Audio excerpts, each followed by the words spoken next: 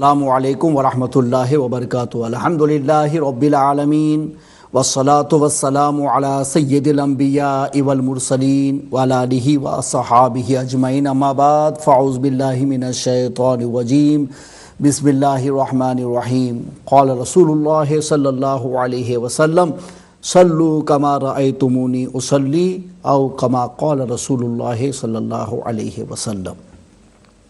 الصلاة والسلام علیک یا رسول اللہ، الصلاة والسلام علیک یا حبیب اللہ، الصلاة والسلام علیک یا نبی اللہ، الصلاة والسلام علیک یا نور اللہ، صلی اللہ تعالیٰ علیہ وسلم۔ میرے پیارے آقا علیہ الصلوۃ والتسلیم کے پیارے دیوانوں، ماں چینل کے ناظرین، میں ہوں یونس مصباحی خطیب، مسجد نور پریستان آپ کی خدمت میں پروگرام اصلاح احوال لے کر کے حاضر ہوں، جس میں کئی نشستوں سے ہم نماز کے سلسلے میں بات کر رہے ہیں۔ گزشتہ پروگرام میں میں نے آپ کو واجبات صلاۃ میں سے کچھ باتیں بتائی تھیں، الحمدللہ آپ نے اسے محفوظ کر لیا ہوگا، اور آج ہم کچھ باتیں اور کریں گے اور آپ کو سجدہ سہو کے بارے میں بھی بتائیں گے۔ تعدیل ارکان کا مطلب یہ ہوتا ہے کہ آدمی رکوع میں جائے تو اس میں اگر مرد ہے تو اپنی پیٹھ بچھائے اور اتنا ٹھہرے کہ پوزیشن چینج ہو گئی ہو یہ پتہ چلے، یہ اس کے لیے واجب میں شمار ہوتا ہے۔ مطلق سجدہ فرض ہے، لیکن پیٹھ بچھانا مردوں کے لیے واجب ہے۔ عورتوں کے لیے ان کا جو اپنا طریقہ ہے وہ انف ہے کہ بھائی اتنے ہاتھ بڑھائے کہ گھٹنوں کو چھو جائے، بس ان کے لیے کافی ہے۔ لیکن مردوں کے لیے پیٹھ بچھانا اور ایک بار سبحان اللہ کے برابر سب کا استے کرنا، یہ واجبات میں شمار ہوتا ہے۔ بہت سارے لوگ ہوتے ہیں وہ نماز میں بڑے جلد باز ہوتے ہیں، یوں نماز شروع کرتے ہیں اور اتنا جلدی پورا کرتے کہ ساتھ میں پڑھنے والا دیکھے گا کہ ایک آدھ دو پڑھا ہے، اس میں اس نے کئی رکعت پڑھ کے فارغ ہو کے چل بھی جاتا ہے۔ بھئی نماز پڑھتے ہیں، نماز ہے، کوئی ایکسرسائز نہیں ہے، ورزش نہیں ہے کہ آپ نے جلدی جلدی کر لیا اور چل دیے۔ یہ تو ایک ذمہ ہے جسے ہم پورا کرتے ہیں، نوافل و مستحبات ہیں، تو یہ ایک فضیلت ہے جس کو حاصل کرنے کی ہم لوگ کوشش کر رہے ہیں۔ لہٰذا وہ نماز ہے نا، وہ بھاگ بھاگ کے مت پڑھیں، تو سکون و اطمینان کے ساتھ میں پڑھیں، وقار کے ساتھ میں پڑھیں۔ بلکہ ہمارے پیارے آقا مولا صلی اللہ علیہ وسلم نے تو یہاں تک تاکید فرمائی کہ آدمی نماز کے لیے بھی آتا ہو نا، وہ دوڑ کے نہ آئے، وقار کے ساتھ آئے، شان کے ساتھ میں آئے، روب کے ساتھ میں آئے۔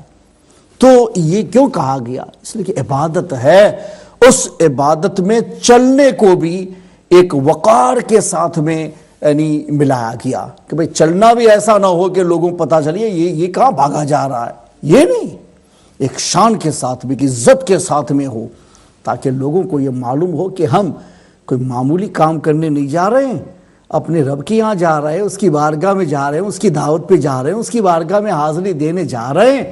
وہ پتہ چلنا چاہیے نا بھائی، کہ جیسے آپ بھی شادی میں جاتا ہے یا کسی بڑی تقریب میں جاتا ہے تو اس کا انداز کچھ نرالا ہوتا ہے نا، یوں ہی گھومنے نکل گیا تو چاہے جیسے نکل گیا، لیکن دعوت میں جاتا ہے تو تھوڑی شان الگ ہوتی ہے، کسی تقریب میں جاتا ہے تو شان تھوڑی سی الگ ہوتی ہے، پتہ چلتا ہے وقار، عزت، ایک شان، کہ وہ ایک تقریب میں جا رہا ہے، کسی کی دعوت میں جا رہا ہے، شادی میں جا رہا ہے۔ لوگوں کے پاس ہم جاتے ہیں تو ہمارے پاس میں وقار ہوتا ہے، شان ہوتی ہے، عزت ہوتی ہے، اس کو ملحوظ رکھتے اور جاتے ہیں۔ یہ لوگوں یہاں یہ بتایا جا رہا ہے کہ تم لوگوں کو یہ بھی بتاؤ کہ اگر ہم اللہ کے گھر کی طرف جا رہے ہیں، مسجد کی طرف جا رہے ہیں، عبادت کے لیے جا رہے ہیں، بندگی کے لیے جا رہے ہیں، تو ہماری ایک اعلیٰ شان ہوگی کہ اس کے ذریعے سے ہم لوگوں کو بتائیں گے دیکھو یہ شان کیسی ہے، یہ عبادت کے لیے جانے کی شان ہے، اللہ کی بارگاہ میں حاضری دینے جا رہے، اس کی وجہ سے ایسا لباس ہو، خوشبو ہو، اسلامک لباس ہو اور ایک پوری شان کے ساتھ ہو، تو لوگوں کو پتہ چلتا نہیں یہ آدمی جو اہتمام کر رہا ہے وہ اس لیے کر رہا ہے کہ اللہ کی بارگاہ میں حاضری دے رہا ہے۔ اسی احترام کے لیے تو آپ کو کہا گیا بھائی وضو کرو، اسی احترام کے لیے کہا گیا بھائی سطر کو کور کر سکے ایسے کپڑے پہنو، اسی اہتمام کے لیے تو کہا گیا کہ اپنے بدن کو پاک کرو، کپڑوں کو پاک کرو، جگہ کو پاک کرو. یہ سب کیوں کہا جا رہا ہے؟ اہتمام، وقار، عزت، اس کو ملحوظ رکھنا ہے، پھر رب کی بارگاہ میں حاضری دینی. تو چلنے میں بھی ادب کو ملحوظ رکھا گیا کہ دوڑ کے مت آؤ، بھاگ کے مت آؤ. دوڑنا بھاگنا یہ بھلے جائز ہے، مگر ہر جائز پسندیدہ بھی ہو وہ تو ٹھیک نہیں ہے نا. اگر کوئی مولوی ہے او ماحول میں لوگوں کے سامنے گلی کوچوں میں بھاگ رہا ہے، دوڑ رہا ہے، تو آپ کیا کریے؟ مولانا صاحب کیسے ہیں یار، بھاگتے دوڑتے ان کو شرم نہیں آتی ہے؟ تو لوگ ایسا بولیں گے. تو پتہ چلا کہ بھائی ہر جائز وقار بھی بن جائے کوئی ضروری نہیں ہے. ہر جائز کیا ہے وہ انصب ہو جائے یہ بھی تو ضروری نہیں ہے. بہت سارے جائز ایسے ہیں کہ جائز ہیں مگر پسندیدہ نہیں ہے، مکروہ میں اس کا شمار ہوتا ہے. اسی طریقے سے بھاگ دوڑ کو بھی مکروہ میں شمار کیا گیا ہے. وقار کے ساتھ میں آؤ، عزت کے ساتھ میں آؤ. تو ایک نماز کے لیے آنے میں عزت و وقار کو تاکیداً بتایا جا رہا ہے کہ نہیں ایسے ہی آنا ہے. تو جب نماز کے اندر آ جاؤ گے تو اسلام یہ کہے گا کہ اس میں بھاگ دوڑ مچاؤ، نہیں ہو سکتا ہے. جس کے لیے آنے میں اتنے وقار کو آپ کو ملحوظ رکھنے کو کہا ہے، اس نماز کے اندر تم انٹر ہو جاؤ، پھر تم بھاگ دوڑ مچاؤ، یہ تو کیسے جائز ہو سکتا ہے؟ ہرگز نہیں ہو سکتا ہے. ناظرین کہ ہم ایک بہت بڑی غلطی کرتے ہیں، ہم سمجھ نہیں پا رہے کہ یہ نماز ہے کیا چیز، یہ عبادت ہے کیا چیز، یہ بندگی ہے کیا چیز. یہ تو اللہ سے تعلق قائم کرنے کا ایک ذریعہ ہے. عبادت یعنی اللہ سے تعلق، اسی کو عبادت کہتے ہیں. اس لیے تو اللہ کے سوا کسی کے لیے جائز نہیں ہے. عبادت نہ نبی کی کر سکتے ہیں، نہ کسی ولی کی کر سکتے ہیں، نہ کسی بزرگ کی کر سکتے ہیں، نہ کسی مورت کی کر سکتے ہیں، نہ کسی درخت کی کر سکتے ہیں، نہ کسی گھر کی کر سکتے ہیں. اللہ کی مخلوق میں سے کسی کی نہیں کر سکتے. بندگی، عبادت صرف اور صرف اللہ کی ہوگی. اللہ کے سوا عبادت و بندگی کسی کی نہیں کر سکتے. تو عبادت کا درجہ اتنا اونچا ہے، تب یہ کہا گیا نا کہ عبادت اللہ کے سوا کسی کی نہیں ہو سکتی، اللہ کے سوا بندگی کسی کی نہیں ہو سکتی. چاہے مخلوق میں کوئی کتنا بڑا ہو، کوئی ٹاپ پر پہنچ جائے، مگر پھر بھی وہ بندہ ہے. اس کو افضل بندوں میں شمار کریں گے، مگر اس کی وجہ سے بندہ ہونے سے نکل نہیں جاتا ہے. فرشتے بندے ہیں، فرشتہ ہونے سے بندے سے نکل نہیں گیا. نبی بندہ ہے، نبی ہونے سے بندہ سے نکل نہیں گیا. رسول بندہ ہے، بندہ ہے اور رسول ہونے سے بندے سے نکل نہیں گیا. کوئی بھی آدمی کو کیسا بھی درجہ مل جائے، کیسا بھی گریڈ مل جائے، کیسا بھی مقام مل جائے، کیسا بھی منصب مل جائے، مگر بندہ ہے. ہاں درجات قرب میں وہ آگے جا سکتا ہے، مگر اس کی وجہ سے بندے سے نہیں نکل سکتا ہے. بندہ ہی رہتا ہے. اور عبادت خالق کی ہوتی ہے، مالک کی ہوتی ہے، رب کی ہوتی ہے، کسی اور کی نہیں ہوتی. بندے کی عبادت نہیں ہو سکتی. تو عبادت کو اتنا اونچا درجہ دیا نا کہ ایک جانب رب ہے، ایک جانب عبادت ہے. ہم نے رب سے پوچھا کہ میرے مولا یہ عبادت ہے، یہ عبادت ہے. اقصی غایت الخضوع کہ تواضع انکساری میں آدمی حد درجے کو فائز ہو جائے، پہنچ جائے. اقصی غایت الخضوع، تواضع، عاجزی، انکساری کی حد کو عبادت و بندگی کہا جاتا ہے. کس کے لیے ہوگی؟ کہا یہ صرف اللہ کے لیے ہوگی، اللہ کے سوا کسی کو نہیں. اقصی غایت الخضوع صرف اللہ کے لیے ہوگا. جسے عبادت کہتے ہیں صرف اللہ کے لیے ہوگی. تو اللہ کا درجہ تو اپنی جگہ پر ہے کہ اللہ سب سے بڑا ہے. اس نے عبادت کے عمل کو بھی سب سے بڑا عمل بنا دیا اور یہ فرما دیا کہ اللہ کے سوا یہ عمل کسی اور کے لیے نہیں ہوگا، صرف اور صرف اللہ کے لیے ہوگا. کسی غیر کے لیے کر لیا نا، گئے ایمان سے، گئے اسلام سے، دائرہ اسلام سے نکل جاؤ گے. اور مرتد بن جاؤ گے، مشرک ہو جاؤ گے، عبادت اللہ کے سوا کسی کی نہیں ہو سکتی ہے۔ کبھی بھی کسی مسلمان سے اس مسئلے میں تو غلطی ہونی نہیں چاہیے کہ ان الشرک لظلم عظیم، شرک تو ظلم عظیم ہے، بہت بڑا گناہ ہے۔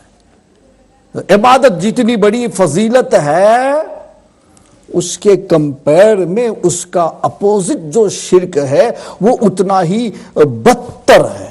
عبادت افضل ترین ہے اور شرک بدترین ہے، سب سے نیچے وہ یہ بوٹم میں چلا جاتا ہے، عبادت ٹاپ پہ چلی جاتی ہے۔ فرما گیا کہ اگر تم عبادت کرو گے تو اتنا اونچا عمل ہے جو اللہ کے ساتھ ہی ملایا جا سکتا ہے، کسی اور کے ساتھ نہیں ملایا جا سکتا۔ اگر تم نے اس میں غلطی کر دی تو یہی عمل اتنا تنزل میں پہنچ جائے گا کہ وہ شرک ہو کر کے وہ ظلم عظیم بن جائے گا۔ عبادت صرف اللہ کی، اس لیے وقار بتایا جا رہا ہے مسجد کو آؤ، نماز کے لیے جاؤ تو طہارت حاصل کرو، بدن پاک، کپڑے پاک، جگہ پاک، سطر کور ہو، قبلہ کی طرف منہ ہو، اور پھر اللہ اکبر کہہ کر کے آپ کو اللہ کی بارگاہ میں حاضری دینی ہے۔ اور ہمارے آقا نے فرمایا کہ اس کے لیے جائیں گے تو عزت ہو، وقار ہو، تاکہ لوگوں کو پتہ چل سکے یہ کسی دنیاوی کام کے لیے بھاگ دوڑ نہیں مچائی جا رہی ہے، یہ تو اللہ کی عبادت کا عمل ہے، اس کو کرنے کے لیے یہ اہتمام کیا جا رہا ہے۔ تو دنیا کی تقریبات کے لیے تو اہتمام ہوتا ہے، مگر اس تقریب کے لیے کون اہتمام ہم کرتے ہیں؟ تو اس کے لیے بھی اہتمام ہونا چاہیے۔ نماز کے کپڑے الگ ہوں، نماز کے لیے اہتمام الگ ہو، اور اس وقار کے ساتھ میں ہم حاضری دیں کہ پتہ چلے کہ ہم اللہ کی عبادت کے لیے حاضری دے رہے ہیں، مگر ایسا کہاں ہو پا رہا ہے؟ حضرت علی کرم اللہ تعالیٰ وجہ الکریم جب وضو کرتے تھے تو کانپنے لگتے تھے۔ کسی نے کہا کہ مولا کائنات وضو کرنے میں کیوں کانپ رہے ہیں؟ تو فرماتے ہیں کہ کتنی بڑی بارگاہ میں حاضری دینی ہے اور رب کے سامنے حاضری دینی ہے تو خوف تو ہوگا ہی نا۔ تو یہ جو ہمارے بدن کے اوپر جو لرزہ طاری ہے وہ اس کی وجہ سے نہیں ہے، یہ اس وجہ سے ہے کہ میں اپنے رب کی بارگاہ میں حاضری دینے جا رہا ہوں۔ عبادت کو معمولی نہ سمجھا جائے، مگر لوگ ایسے ہیں وہ سمجھتے ہیں وہ اٹھک بیٹھک جو لوگوں سے سیکھ لی ہے نا، بس وہ کہتے ہیں اس کو پورا کر لیا تو ہو گیا، وہ مسجد میں کب آئے کب نکل گئے، آخر میں آتے پہلے نکل جاتے۔ کتنے ایسے ہوتے ہیں، ہم لوگ نماز پڑھاتے ہیں نا، ہم لوگوں کو پتہ ہے کتنے لوگ ایسے ہیں کہ ان سے کبھی ملاقات ہی نہیں ہو پاتی، نہ جمعہ میں ہوتی ہے نہ کسی اور میں ہوتی، کبھی عید میں ہو گئی تو ہو گئی، وہ تو اس لیے کہ بھائی سوچتے ہیں کہ چلو امام کے ساتھ میں مل لیتے ہیں، اس لیے، ورنہ اس میں بھی کتنے ایسے ہوتے ہیں بھاگ دوڑ مچانے والے کہ اتنی ملاقات نہیں ہوتی، اب ان کو دیکھا ہی نہیں جا رہا۔ کہیں پوچھتے بھائی کبھی تو نظر آؤ، ہاں ہم آتے ہیں اور لیکن آخر میں آتے پہلے چلے جاتے ہیں، اس لیے آپ سے ملاقات نہیں ہو پاتی، آخر میں آتے پہلے چلے جاتے۔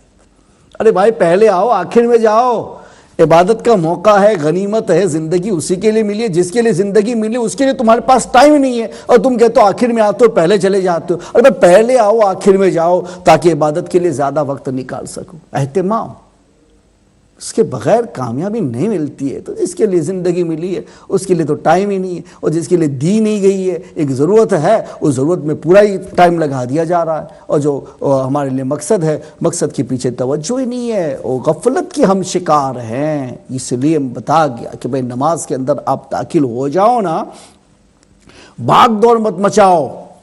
اور بھاگ دوڑ مچانے کا مطلب یہ ہوا وہ جلدی سے الحمدللہ پڑھی نہیں پڑھی، صورت ملائی نہیں ملائی، مخرج کا خیال کیا نہیں کیا، اور جٹ سے رکوع میں ابھی پورے جھکے نہیں تھے کہ کھڑے ہو گئے، کھڑے بھی کیا پورے ہوئے کہ اس سے پہلے سجدے میں چلے گئے، 2 سجدوں کے درمیان سیدھے بیٹھے بھی نہیں کہ دوسرا سجدہ کر لیا اور دوسری رکعت میں آ گئے۔ ایک بھائی ہے نا وہ نماز پڑھتا تھا تو وہ پہلی رکعت میں تو تھوڑا سا ٹائم لگتا تھا اور دوسری تیسری چوتھی میں کچھ بھی نہیں لگتا تھا، تو وہ جھٹ وہ پورا کر کے فارغ۔ تو میں نے کہا بھائی پتہ نہیں چلتا ہے، تم پہلی رکعت میں تو تھوڑا سا وقت نکالتے ہو اور دوسری تیسری چوتھی تو جیسے ایسے دوڑ کے جاتے ہو کہ ابھی یوں شروع ہوئی یہ ختم ہو گئی، یہ کیسے کر رہے ہو؟ اور تھوڑا سا ہمیں تو بھی تو نسخہ تمہارا بتاؤ۔ تو اس نے کہا کہ میں پہلی رکعت میں الحمد و سورت ملا لیتا ہوں اور پھر دوسری رکعت میں یہ کہہ لیتا ہوں کہ اللہ جو پہلی میں پڑھا وہ دوسری میں اللہ اکبر. تو وہ پڑھتا ہی نہیں تھا، دوسری تیسری چوتھی میں کچھ نہیں پڑھتا تھا. یہ کہتا تھا کہ جو پہلی میں پڑھا وہ دوسری میں، جو پہلی میں پڑھا وہ تیسری میں، جو پہلی میں پڑھا وہ چوتھی میں. اتنا کہہ دیتا کہ یعنی اس کو اٹھا کر کے ادھر رکھ لیا جائے، جو میں نے پہلے میں پڑھ لیا نا اس کو اٹھا کے ادھر رکھ لیا جائے. اور اس طریقے سے بھی کتنے نماز پڑھنے والے پڑھتے ہیں اور پھر سمجھتے کہ ہم نے وقت پہ نماز ادا کر لی، حالانکہ نماز ہوئی نہیں. 60 برسوں کی نماز قیامت کے روز لوگوں کی ضائع ہوں گی. یہ بتایا جائے گا کہ 60 برس تک انہوں نے نماز پڑھی ہے مگر ان کی نماز میزان عمل میں نہیں نظر آتی ہے، چونکہ انہوں نے اپنے اصول پہ پڑھی تھی، اپنی چوائس پہ پڑھی تھی. حضور نے فرماتا صلو کما رأیتمونی اصلی، جیسے مجھے نماز پڑھتا دیکھتے ہو ایسے نماز پڑھو. ایسے انہوں نے نماز نہیں پڑھی تھی، یعنی فرائض میں کمی ہو گئی تھی، کبھی واجبات چھوٹ گئے تھے، سنن مستحبات کا تو خیال ہی نہیں رکھا تھا. پھر وہ نماز کیسے نماز بن پائے گی؟ تو ناظرین، نماز کو صرف ایک ایکشن مت سمجھو، یہ عبادت ہے، ایک بہت بڑا ذمہ ہے. اس ذمے کو پورا کرو گے تبھی تم نجات پا سکتے ہو، نہیں کرو گے تو حدیث پاک میں آیا کہ قارون، فرعون، حامان، ابی بن خلف کے ساتھ نماز قضا کرنے والوں کو رکھا جائے گا. قضا کرنا صرف یہی نہیں ہے کہ نماز پڑھی نہ جائے، قضا کرنا یہ بھی ہو سکتا ہے پڑھی جائے مگر قانون کے مطابق نہ پڑھی جائے. فرائض چھوٹ گئے ہوں تو کون سی نماز ہوگی؟ واجبات چھوٹ گئے تو قبول کی منزل میں فائز ہی نہیں ہو سکتی ہے. تو بھئی پڑھو تو پڑھو نا، جیسے کہا گیا ایسے پڑھو نا. یہ اصول آپ کے تو ہے نہیں کہ آپ اپنی چوائس کے مطابق پڑھ لو گے. کوئی یوں ٹانگ پھیلا رہا ہے، کوئی یوں ٹانگ پھیلا رہا ہے، کوئی ادھر کھڑا ہے، کوئی ادھر کھڑا ہے، کسی نے یوں ہاتھ باندھا، کسی نے یوں باندھا. اب دیکھو تو مسجد میں آنے والا کوئی نو مسلم ہو جو ان لوگوں سے دیکھ کر کے نماز کو سیکھنا چاہے تو شاید وہ ایسا کنفیوز ہوگا کہ کبھی وہ اپنے اس شک کو دوری نہیں کر پائے گا کہ اس نے جتنوں کو دیکھا 50 اگر ہیں وہ 50 کے الگ الگ طریقے کے پر کھڑا ہے. ارے بھائی، آرمی کو پریئر سکھائے جاتے ہیں تو ان کا پاؤں بھی اٹھتا ہے تو ایک ساتھ، گرتا بھی ہے تو ایک ساتھ، ہاتھ اٹھاتے ہیں تو ایک ساتھ، جھکتے ہیں تو ایک ساتھ، چلتے ہیں تو ایک ساتھ، قدموں کی آہٹ کی آواز ہوتی ہے تو ایک ساتھ. اس طریقے سے ان کو ایک پریڈ سکھائے جاتے ہیں ملٹری والوں کو یا پولیس وغیرہ کو. کیوں؟ تاکہ ان کو پتہ چلے کہ بھائی ہم جو کام کر رہے ہیں وہ اپنی چوائس پہ نہیں کر رہے، ایک اصول کی بنیاد پر کر رہے ہیں. اور یہاں مسجد میں پہنچ جاؤ نا، اور کسی کا کپڑا یوں ہے، کسی کا کپڑا یوں ہے، کسی کا اور ٹخنوں کے نیچے زمین سے لٹک رہا ہے، اور کسی نے ٹراؤزر اتنا ٹائٹ پہنا ہوا ہے کہ اوپر نیچے نہیں ہویا جا رہا ہے، کسی نے ٹی شرٹ اتنی شارٹ پہن رکھی ہے اور رکوع میں جا رہا ہے تو کھل رہی ہے، سجدے میں جا رہا ہے تو کھل رہی ہے، جھک رہا ہے تو کھل رہی ہے. اب ٹھکانہ ہی نہیں ہے یار. وہ آنے والا کیسے سیکھے گا؟ اللہ نے آپ سب کو یہ ذمہ دیا ہے کہ کنتم خیر امت اخرجت للناس تأمرون بالمعروف وتنہون عن المنکر. یہ اچھائی کا حکم دینا، برائی سے روکنا، ہے تو آپ کو ذمہ دیا گیا ہے خیر امت ہونے کے ناطے. اب اگر ہم ہمارا اپنا ہی چوائس کا عمل کریں گے، وہ اپنی چوائس کا کر رہا، اپنی چوائس کا کر رہا، اپنی چوائس کا کر رہا، تو تم کس کی بات پہنچا رہے ہو؟ کس کا عمل پہنچا رہے ہو؟ اپنا ایکشن یا رسول اللہ کا دیا ہوا ایکشن؟ اگر رسول اللہ کا دیا ہوا پہنچا رہے ہو تو پھر تمہیں ان کا جو دیا ہوا ہے اس کو پہنچانا پڑے گا نا. تو پھر عمل میں اسی کو لانا پڑے گا. مگر ایسا نہیں ہو رہا ہے. 50 آدمی نماز پڑھ رہے تو 50 طریقے آپ کو نظر آتے ہیں، لوگوں کو کنفیوز بنا رہے. ناظرین، تھوڑا سا خیال کرو، تم معمولی نہیں ہو، تم خیر امت ہو. تمہیں بہترین نبی دیا گیا، بہترین نبی کا اسوہ دیا گیا، تمہیں قرآن دیا گیا، تمہیں حدیثیں دی گئیں، تمہیں شریعت مطہرہ دی گئی تاکہ تم قیامت تک اس کو سامنے رکھ کر کے عمل کرو، تاکہ لوگوں کو پتہ چلے کہ ہم مسلمان اپنی چوائس پر جینے والی قوم نہیں ہے، ہم اللہ اور رسول کی بارگاہ میں بک جانے والی قوم ہے. لہٰذا ہمارا ہر فیصلہ، ہمارا ہر عمل ان کی شریعت کے مطابق ہوگا، ان کے قانون کے مطابق ہوگا. تو نماز میں بھی آؤ تو اسی قانون کو لے کے چلو نا جو ہمارے آقا نے فرمایا کہ صلو کما رأیتمونی اصلی، جیسے مجھے نماز پڑھتا دیکھتے ہو ایسے نماز پڑھو. یہ تو تم اپنی نماز پڑھ رہے ہو، اپنی نہیں کاپی کرنی ہے. اپنے مشین پہ فوٹو کاپی کروانے گئے بھائی، جیسے ہوتے ہیں نا کاپیئر مشین، وہاں فوٹو کاپی کروانے گئے. اب اس کی مشین میں کوئی خرابی تھی، ہم نے کیا ہے پیسے ڈالے، کاپی نکالی، خراب نکلی، آگے پیچھے ہو گئی، بہت سارے الفاظ کٹ گئے، تو ہم کہیں گے بھائی اس کو ریجیکٹ میں ڈالو.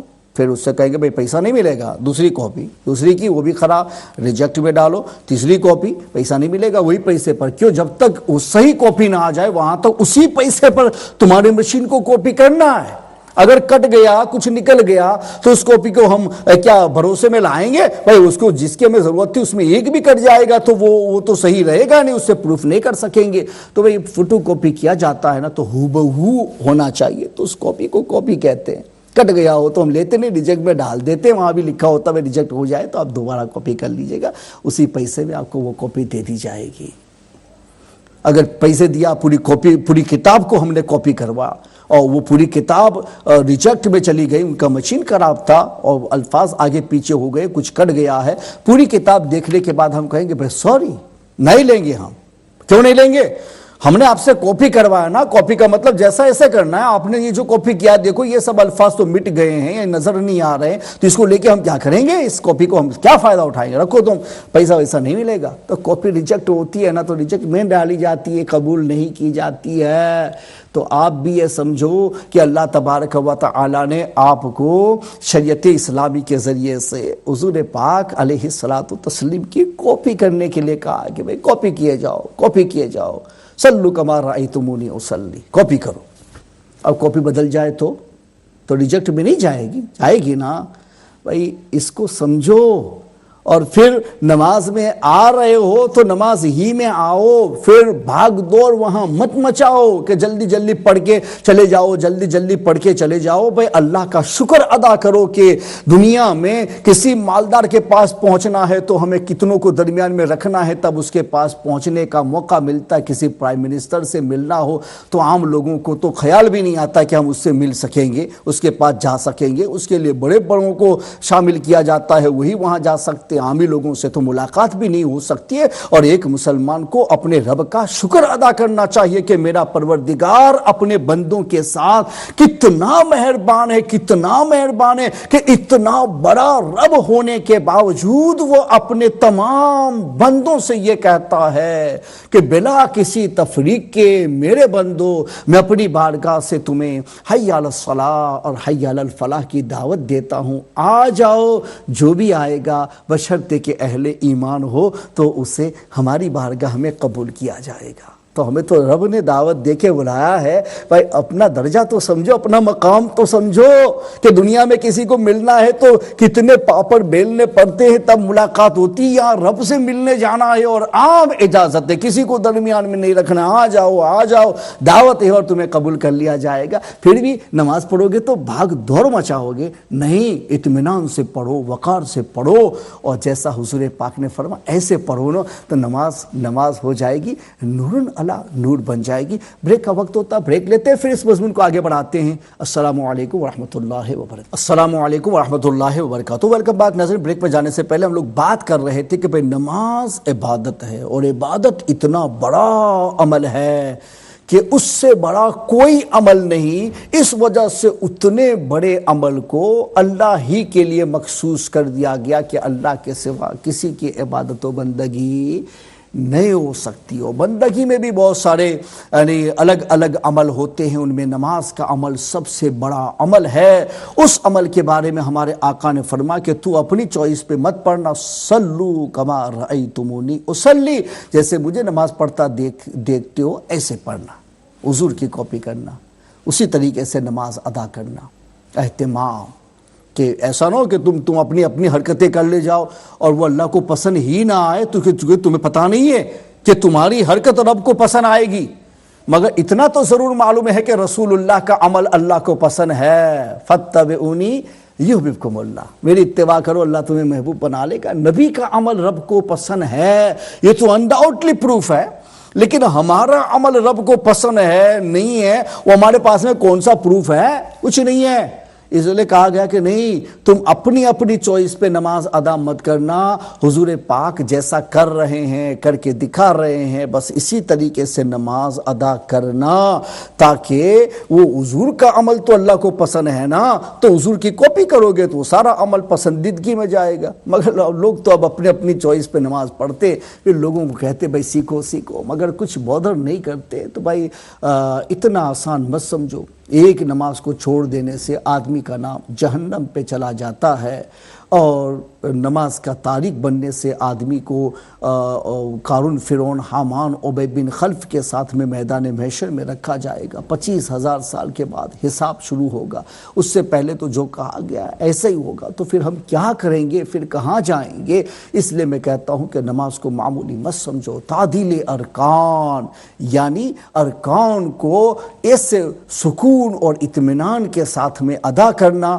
کہ اس کا جو حق ہے وہ پورا کر دیا جائے۔ اور اس کے لیے ہمارے علماء نے فرمایا رکوع میں پیٹھ بچھانا، اور ایک بار سبحان اللہ کے برابر ٹھہرنا، اور پھر سمی اللہ لمن حمیدہ کہہ کر کے کھڑا ہونا۔ جب کھڑے ہوں گے بالکل سیدھے کھڑے ہو جائیں گے، اور ایک بار سبحان اللہ کے برابر رکیں گے، اس کے بعد میں پھر اللہ اکبر کہہ کے ہم سجدے میں جائیں گے۔ سجدے میں جائیں گے تو کم سے کم ایک بار سبحان اللہ کے برابر ٹھہریں گے، اور اس کے بعد میں اللہ اکبر کہہ کے پھر بیٹھیں گے، اور سیدھا بیٹھیں گے، ایک بار سبحان اللہ کے برابر وہاں بھی رکیں گے، اور اس کے بعد میں پھر اللہ اکبر کہہ کے سجدے میں جائیں گے۔ اس سجدے کو بھی کم سے کم ایک بار سبحان اللہ کے برابر رک کر کے ادا کیا جائے گا۔ یہ تعدیل ارکان کی ایک ادنا حد ہے، ایسا کیا جائے گا۔ اعلیٰ حد میں اس میں کیا ہے کہ بھئی جب آپ رکوع سے سیدھے کھڑے ہوں گے تو ایک بار یا دو بار سبحان اللہ کے برابر تو اسٹے کر سکتے ہیں، ایک بار تو کرنا ہی واجب، دو بار بھی ہو جائے تو پرمیشن، مگر 3 مرتبہ سبحان اللہ کے برابر اگر آپ نے دیر کر دی تو یہ ایک رکن فاصل ہو گیا، تو پھر ایسی صورت میں نماز پھر قرأت تحریم میں چلی جائے گی۔ اس لیے اسٹے کا مطلب یہ بھی نہیں ہے کہ بس رکوع سے کھڑے ہوئے تو کھڑے ہی رہ جاؤ، وہ صلاۃ التسبیح کا الگ حکم ہے، باقی نمازوں میں یہ حکم نہیں ہے۔ لہٰذا آپ رکوع سے کھڑے ہوں گے تو ایک بار سبحان اللہ واجب، اتنا رکیں گے، 2 بار اجازت، اور 3 بار سبحان اللہ کے برابر آپ نے اسٹے کر لیا، تو اب ایک رکن فاصل کر لیا ہے آپ نے، لہٰذا نماز قرأت تحریم میں جائے گی۔ لہٰذا اتنا بھی مت رکے، رکوع سے سیدھا کھڑے ہوں گے، ایک بار یا 2 بار سبحان اللہ کے برابر، تیسرے سے پہلے ہم سجدے میں چلے جائیں گے، 2 سجدوں کے درمیان ہم بیٹھیں گے، تو ایک بار سبحان اللہ کے برابر واجب، 2 بار اجازت، 3 بار کے برابر ہو جائے تو رکن فاصل، پھر قرأت تحریم میں جا سکتا۔ اس لیے ان دونوں میں آپ یاد رکھیں، قومہ اور جلسہ میں 1 یا 2 3 تک نہیں پہنچنے دیں گے، یہ سمجھنے کی بات تھی۔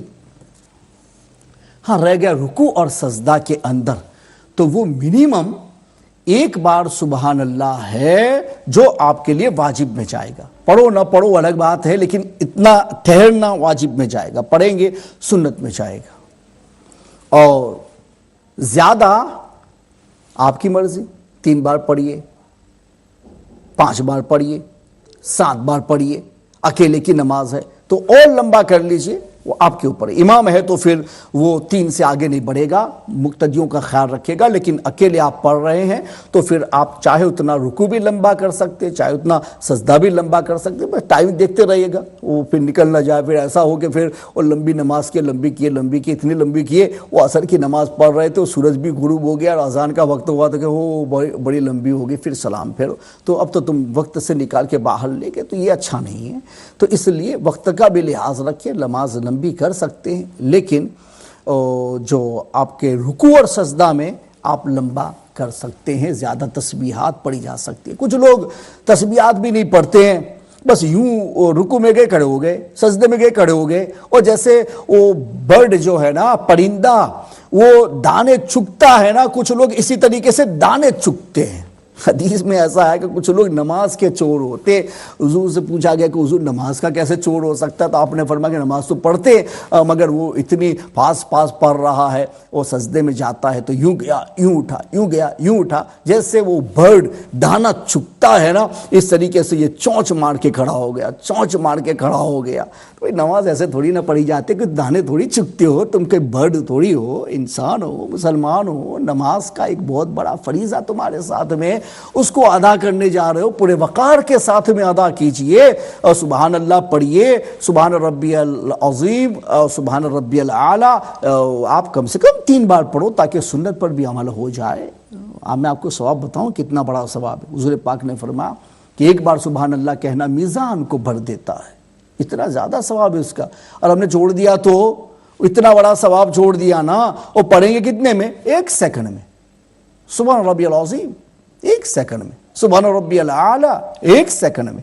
1 سیکنڈ کا ٹائم لگانا تھا، میزان بھر کے نیکیاں حاصل کرنی تھی. مگر ہماری غفلتیں دیکھو کہ اتنا بڑا ثواب حالت نماز میں ایک تسبیح کے ذریعے ہمیں حاصل ہو رہا تھا، مگر ہم نے وہ بھاگ دوڑ کے اندر اتنے بڑے ثواب کو اپنے ہاتھوں سے نکال دیا.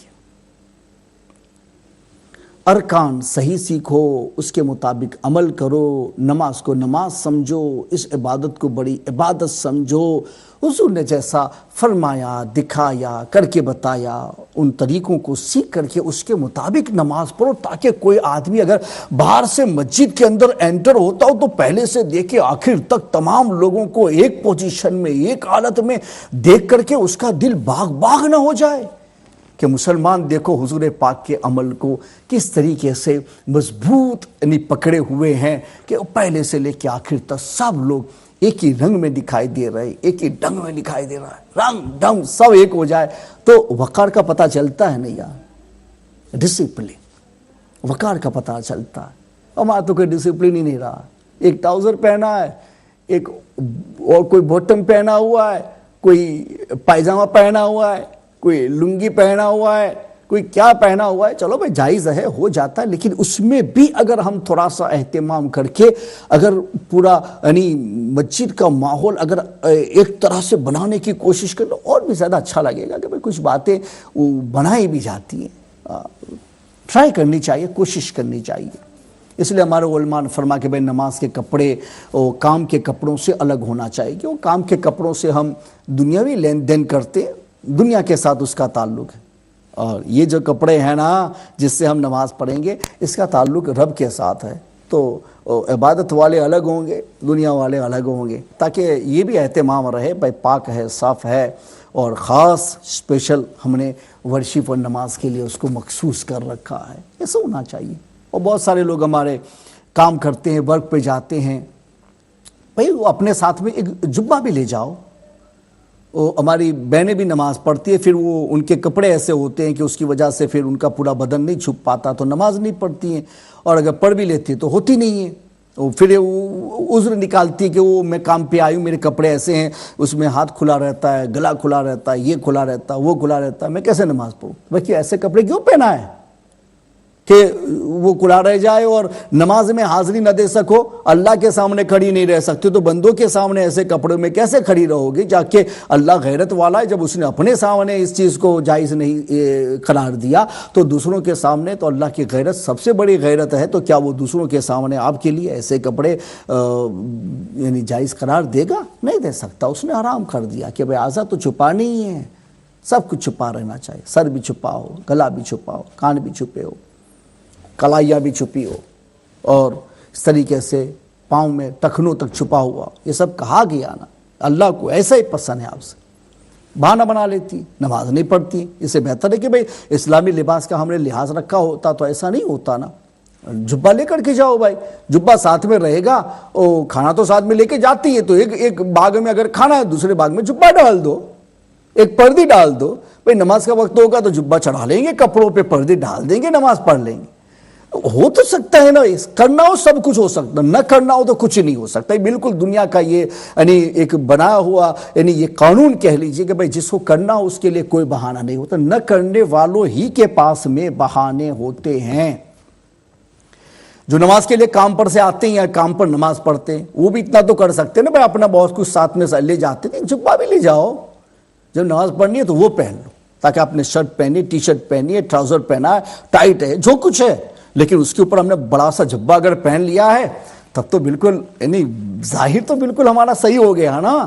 ایسا کیا جا سکتا ہے؟ کیوں نہیں کر رہے ہیں ہم؟ اس لیے نہیں کر رہے ہیں کہ نماز کا جو درجہ اور اس کا مقام ہے وہ ہم ابھی سمجھ نہیں پائے ہیں۔ اگر وہ سمجھ لے جائیں تو ہم اتنا اہتمام کریں گے، اتنا اہتمام کریں گے کہ لوگ کہتے رہ جائیں گے مسلمان ایک نماز کے لیے کتنا زیادہ اہتمام کرتا ہے۔ اس لیے کرتا ہے کہ دنیا میں تو لوگ اپنے اہتمام کے ذریعے، اپنے آپ کو وقار میں لانے کے ذریعے دنیا والوں کے پاس جاتے ہیں، اور ہم اس عبادت کے ذریعے سے اپنے رب کے پاس میں جاتے ہیں۔ تو کیا ہم وقار کو ملحوظ نہیں رکھیں گے؟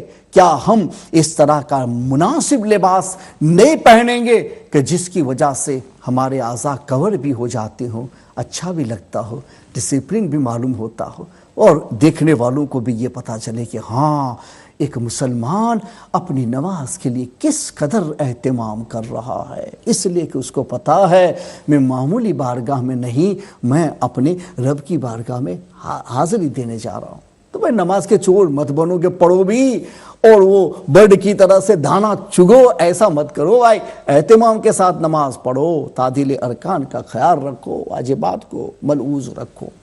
اس طریقے سے آدمی جب قاعدے میں بیٹھتا ہے نا تو قاعدہ اولا ہو چاہے قاعدہ اخیرہ، اولا کے معنی 2 رکعت سے زائد نماز پڑھ رہے ہیں تو 2 پر جو بیٹھیں گے وہ قاعدہ اولا ہے، اور نماز کے آخر میں جو بیٹھیں گے وہ قاعدہ اخیرہ ہے۔ یہ آسان لفظوں میں آپ کو سکھانا چاہتا ہوں، قاعدہ اولا، قاعدہ اخیرہ، فرسٹ سٹنگ، لاسٹ سٹنگ۔ اس میں بیٹھا جاتا ہے تو کیا صرف بیٹھا ہی جاتا ہے یا کچھ پڑھا بھی جاتا ہے؟ تو سب مسلمانوں کو معلوم ہے کہ ویسے بیٹھا نہیں جاتا ہے، قاعدے میں کچھ پڑھا جاتا ہے۔ کیا پڑھا جاتا ہے؟ تو قاعدہ اولا میں تشہد پڑھا جاتا ہے، التحیات پڑھی جاتی ہے، پورا تشہد، اس کا ایک ایک لفظ جو ہے وہ واجب میں شمار ہوتا ہے، اس کو چھوڑا نہیں جائے گا، پورا تشہد پڑھیں گے، یہ واجب ہے۔ چاہے قاعدہ اولا ہو تب بھی تشہد کا پڑھنا واجب، قاعدہ اخیرہ ہو پھر بھی تشہد واجب۔ رہ گیا بیٹھنا، اسٹے کرنا، تو ظاہر سی بات ہے جب تشہد واجب ہے تو تشہد کے بقدر بیٹھنا بھی واجب ہے۔ اور رہ گیا قاعدہ اخیرہ، تو قاعدہ اخیرہ کے اندر یہ آپ کو یہ تشہد، درود ابراہیم، دعائے معصور وغیرہ سب پڑھیں گے، کچھ واجبات بھی ہے، کچھ سنتیں بھی ہیں، تاکہ سب پہ عمل ہو جائے۔ تو قاعدہ اخیرہ فرض میں جاتا ہے لیکن تشہد پڑھنا اس میں واجب میں جاتا ہے۔ قاعدہ اولا واجب ہے اور اس میں تشہد پڑھنا بھی واجب ہے، لہذا قاعدہ اولا چھوڑ دیں گے تب بھی واجب مس ہوا، تشہد نہیں پڑھا پھر بھی واجب مس ہوا، اس میں سے کچھ آپ نے چھوڑ دیا پھر بھی واجب مس ہوا۔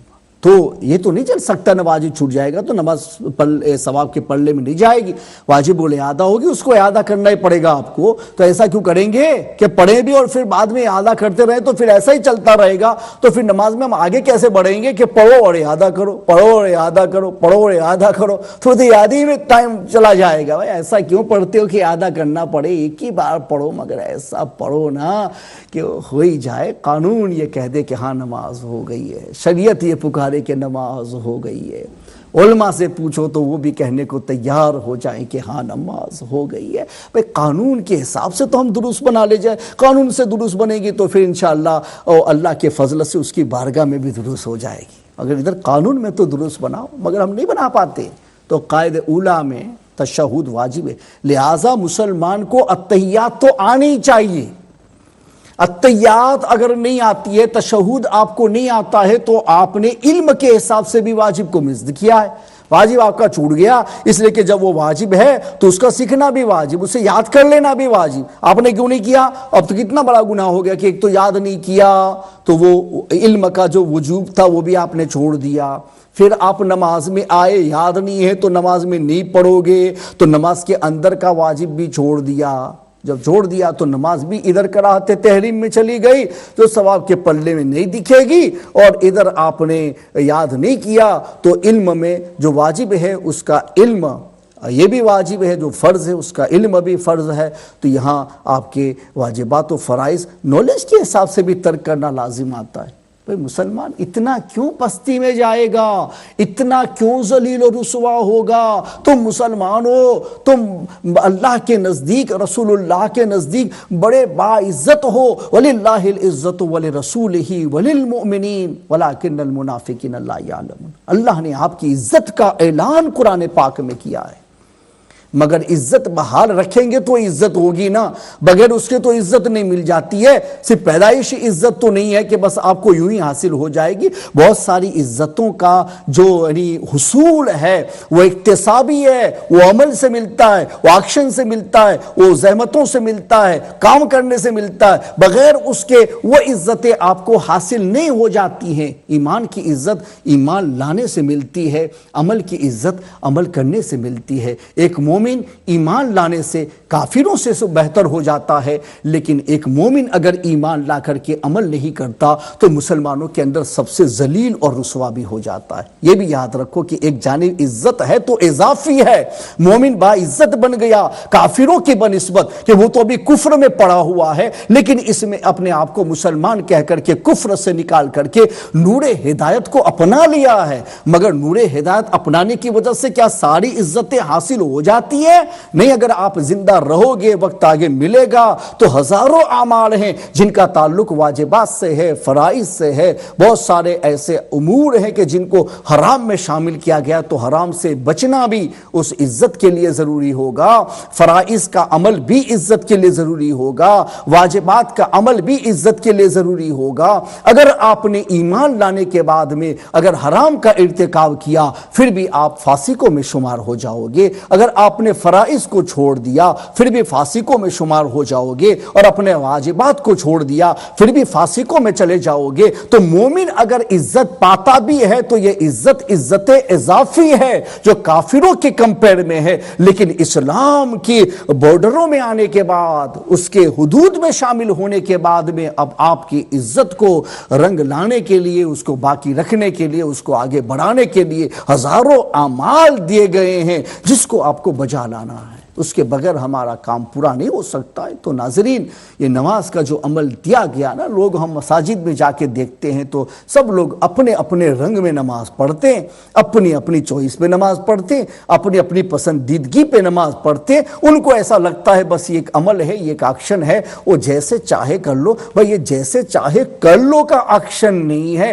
ایکشن ضرور ہے، عمل ضرور ہے، مگر جیسے چاہے کر لینے کا ایکشن نہیں ہے، بلکہ اس کے پیچھے قانون لگا ہوا ہے، اس کے پیچھے ایک فرمائش لگی ہوئی ہے، اس کے پیچھے ایک تقاضا لگا ہوا ہے، اور وہ تقاضا یہ ہے کہ لوگوں، یہ بندگی جب تم بجا لاؤ گے تو یہ مت کہنا کہ مجھے جیسے پسند آیا ایسے میں نے کر لیا ہے۔ نہیں، ہم نے آپ کو یہ عمل سکھانے کے لیے، یہ ایکشن بتانے کے لیے ایک رسول کو تمہارے درمیان بھیجا، نبی آخر الزمان کو تمہارے درمیان بھیجا، انہوں نے پڑھ کے بتایا، پھر انہوں نے تم سے یہ کہا کہ سلو کما رأیتمونی اصلی، جیسے مجھے نماز پڑھتا دیکھتے ہو نا ایسے نماز پڑھو۔ اس نبی نے آپ کو بتایا کہ یہ تقاضا جو پورا ہوگا وہ میں جیسے کر کے بتاتا ہوں ایسا کرنے سے پورا ہوگا، ورنہ پھر جتنا کمی کے جانب جاؤ گے کمی ہوتی جائے گی، ہوتی جائے گی، ہوتی جائے گی۔ پھر کبھی ایسا بھی ہو سکتا ہے کہ وہ عبادت قابل قبول رہ جائے، اور کبھی ایسا بھی ہوتا ہے کہ نہ بھی رہ جائے۔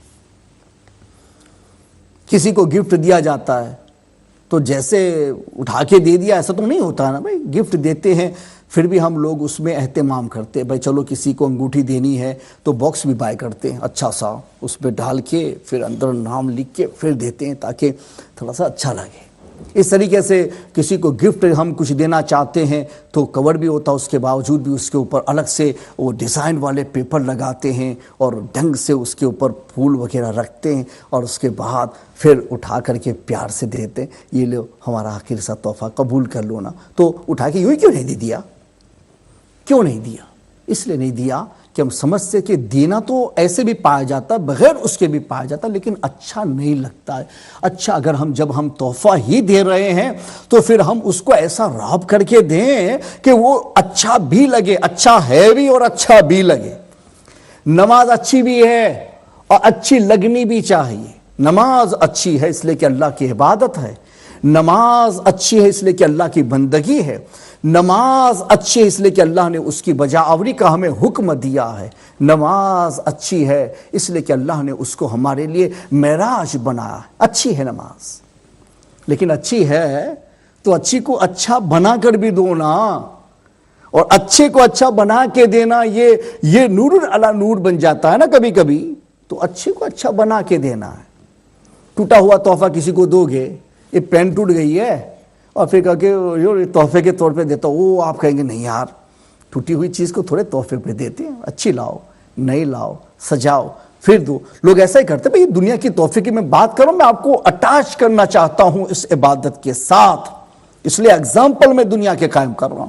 پین ٹوٹ گئی، ہم کسی کو تحفے کے طور پہ نہیں دیں گے، یوں کوئی اٹھا لیا رکھ لیا، لیکن تحفے کے طور پہ نہیں دیں۔ تحفے میں دینا چاہتے تو اچھا سجا کے بنا کے اچھی چیز کو دیتے، ٹوٹی پھوٹی چیز کو تحفے میں نہیں دیتے۔ یوز کے لیے دے دیتے تو الگ بات ہے، لیکن تحفے میں نہیں دیتے، تحفے میں اچھی دیتے۔ نماز تحفہ ہے نا، تحفہ اللہ کی جانب سے۔ الصلاۃ معراج المومنین، نماز مومنوں کے لیے معراج ہے۔ حضور گئے تھے تو امت کے لیے تحفہ لے کر کے آئے ہیں، یہ تحفہ ہے، اس تحفے کو توڑ کے دو، اس میں سے کہیں قیام نکل گیا، کہیں سجدہ آگے پیچھے ہو گیا، کہیں رکوع نکل گیا، یہ ٹوٹ گئی نماز، ٹوٹ گئی۔ اوپر سے کہیں ٹوٹی ہے، کہیں سائڈ پر سے ٹوٹی ہے، کہیں نیچے سے ٹوٹی ہے، اور پھر کہو کہ اللہ یہ میرا تحفہ قبول کر لینا، تو آپ کیسے ہو؟ اللہ کے بارگاہ میں تحفہ لے کے جا رہے ہو عبادت کا، اور ٹوٹا پھوٹا کیسے تمہارا دل گوارا کرتا ہے؟ ایک بندے سے تحفے کا لین دین ان چیزوں کو گوارا نہیں کر سکتا۔ ایک بندہ عبادت کا تحفہ رب کی بارگاہ میں لے کے جاتا ہے جو رب العالمین ہے، اس کی بارگاہ میں ٹوٹا پھوٹا تحفہ لے کے جائیں گے، کیسے دل گوارا کرتا ہے؟ کہا کہ نہیں، فرائض مکمل کریں گے، واجبات مکمل کریں گے تو یہ بالکل چیز برابر ہو گئی، اب اس میں کمی کچھ نہیں ہے، واجب اور فرض آ گیا، چیز مکمل ہو گئی، مکمل ہے۔ مگر اس کے بعد سنتیں آتی ہیں، آداب آتے ہیں، مستحبات آتے ہیں، اور وہ یہ کہتے ہیں تحفہ تو تمہارا بالکل اچھا ہے، ٹھیک ہے، دینے کے قابل ہے، کچھ ٹوٹا پھوٹا نہیں ہے، لیکن ایسے دے دو گے، ارے اس سے بہتر ہے اس کو سنتوں سے سنوار لو، اس کو آداب سے سنوار لو، راب کر لو اچھی طرح سے، اور اس کے بعد میں ان سنتوں کے ساتھ اور ان آداب کے ساتھ سنوار کر کے اسی تحفے کو لے کر کے جاؤ، میرے مولا یہ تحفہ ہم تیری بارگاہ میں پیش کر رہے ہیں، دیکھ لے اس میں فرائض بھی ہے، دیکھ لے اس میں واجبات بھی ہے، میرے مولا دیکھ لے اس کو سنتوں سے بھی سنوارا گیا، میرے مولا دیکھ لے اس کو ہزاروں آداب کے گلدستوں کو بھی اس کے ساتھ میں لگا دیا گیا ہے، تاکہ یہ میرا تحفہ تیری بارگاہ میں اتنا پسندیدہ ہو جائے کہ میرے مولا ان تمام اہتمام کے بعد میرے تحفے کو رد نہ کیا جائے، تیری بارگاہ میں قبول کر لیا جائے۔ سمجھو مسلمانوں، واجبات فرائض تکمیل نماز ہیں، اور سنن و مستحبات اس کے ساتھ میں ایسا ہی سمجھو یہ اس کی راپنگ ہے، ایسا ہی سمجھو یہ گلدستے ہیں جس کے ساتھ میں ملا کر کے اس تحفے کو نور علی نور بنا کر کے رب تبارک و تعالیٰ کی بارگاہ میں پیش کیا جاتا ہے۔ اس لیے نماز آپ کی چوائس کی نہیں ہوگی، حضور کی چوائس کی ہوگی، یہ قانون کو ملحوظ رکھ کے ہوتا، بغیر اس کے نہیں ہو سکتا۔ اس لیے فرائض کو بھی اچھی طرح سے سیکھو اور پھر اس پر عمل بجا لاؤ، واجبات کو بھی اچھی طرح سے سیکھو اور پھر اس پر عمل بجا لاؤ، اور پھر اس کے بعد میں سنن اور آداب کو بھی سیکھو اور اس کو بجا لاؤ۔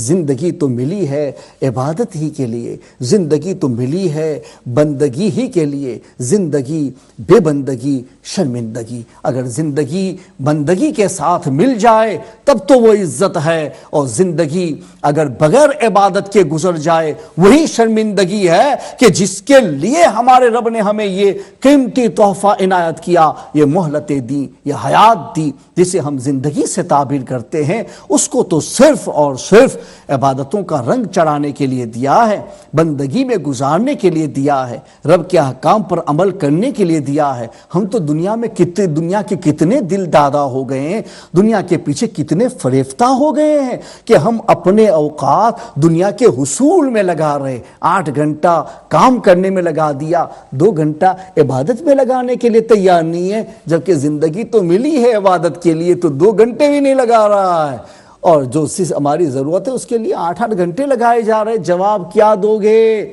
اس قیمتی زندگی کے تحفے کو؟ کیا دنیا کے چند سکوں میں گنوا دو گے، یا اس زندگی کی قدر سمجھ کر کے اس قیمتی زندگی کے ذریعے سے قیمتی چیزوں کو حاصل کریں گے تو عقل مندی ہوگی، ورنہ تو ہماری حماقت ہوگی نا. کوئی 10,000 پاؤنڈ کا ڈائمنڈ ہے، اس سے وہ لے کر کے جائے کوئی آدمی اور بازار سے بریڈ خرید کر کے لائے تو آپ کیا کہیں گے؟ عجیب بے وقوف ہے، 10,000 پاؤنڈ کا ڈائمنڈ تھا اور اس کو یہ 2-4 پاؤنڈ کے بریڈ میں دے کر کے چلے آئے. ایسے دھوکے اور ایسے فریب کا، ایسے گھاٹے کا بزنس تم نے کیا ہے. 10,000 پاؤنڈ کی چیز کو 2-4 پاؤنڈ کی چیز کے عوض میں دے ڈالا.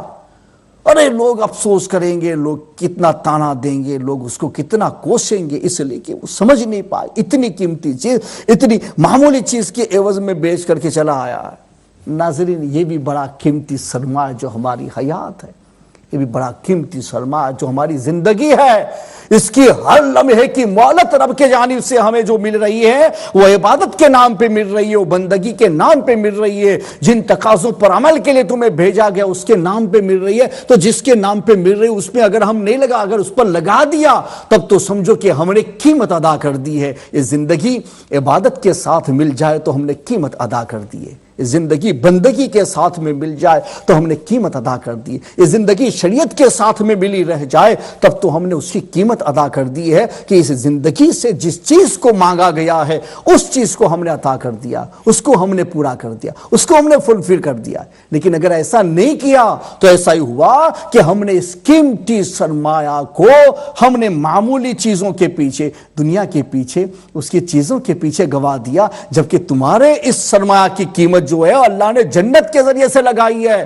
اے ایمان والو، تمہاری ذات اور تمہارے مال سب کو اللہ نے جنت کے عوض میں خرید لیا ہے. تم بڑے قیمتی سرمایہ ہو، تمہاری قیمت تو جنت ہی بن سکتی ہے، اس سے نیچے نہیں بن سکتا. لہذا جنت میں جانے کے لیے جن جن اعمال کی ضرورت تھی نا وہ سب ہمارے رب نے ہمیں عطا فرما دیے. نماز کو معمولی عبادت مت سمجھو، اپنی چوائس پہ مت کرو. رسول اللہ کی چوائس کی عبادت ہے، رسول اللہ کی چوائس کی بندگی ہے. جیسے حضور نے کہا ایسا ہم کریں گے، اس طرح سے ہم پیش کریں گے تو ہماری عبادت نور علی نور بن جائے گی، عبادت ہماری رب کی بارگاہ میں مقبول ہو جائے گی. آج کا وقت اس پر اختتام پذیر ہے. اس دعا کے ساتھ اللہ تعالیٰ مجھے اور آپ سب کو عبادت کرنے کی توفیق عطا فرمائے، قانون کے مطابق عبادت کرنے کی توفیق عطا فرمائے. امہ چینل کو دن دونی رات چوگنی ترقی عطا فرمائے کہ اس کے ایوان سے ایسے دین کے پروگرام وقتاً فوقتاً آپ کی خدمت میں پیش ہوتے رہیں. آئندہ پروگرام تک کے لیے اجازت و رخصت. السلام علیکم ورحمۃ اللہ وبرکاتہ.